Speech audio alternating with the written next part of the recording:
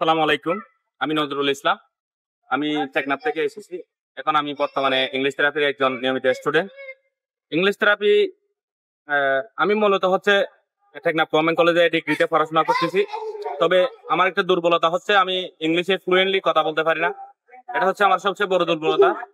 তো আমি অনেক যেহেতু আমাদের এলাকায় রোহিঙ্গারা থাকে, তারা অনেক সুন্দর করে কথা বলে।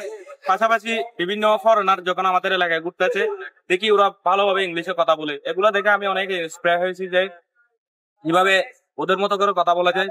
তো 2 বছর আগে আমি একটা ভিডিও দেখছিলাম, আর যে কি বিয়াসো, ওখানে দেখছিলাম সাইফুল ইসলাম স্যার খুব ভালোভাবে প্রেজেন্টেশন দিচ্ছে যে কিভাবে ইংলিশ শেখানো হয় ইংলিশ থেরাপিতে। এই বিষয়ে আমি ভিডিওটা দেখার পরে আমার মনের মধ্যে একটা আশা জাগে আমি কোনো দিন সময় করে এই ইংলিশ থেরাপিতে ভর্তি হব।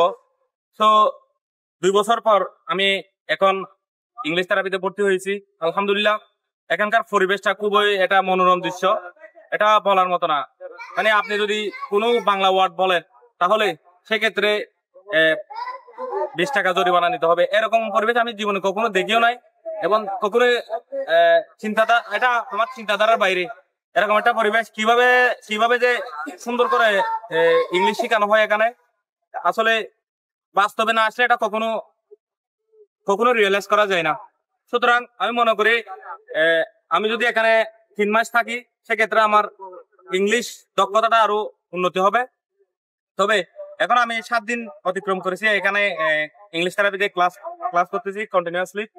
সো আমি চেষ্টা করতেছি আমার যেখানে সুপ্ত প্রতিভা আছে মানুষের, তো আমি আমার সুপ্ত প্রতিভাগুলো জেগে তোলার চেষ্টা করতেছি। ইংলিশের যে আমার দুর্বলতা ছিল, আমি এই দুর্বলতা যেটা সেটা কাটিয়ে ওঠার চেষ্টা করতেছি। সুতরাং আমার জন্য দোয়া করবেন। আসসালামু আলাইকুম।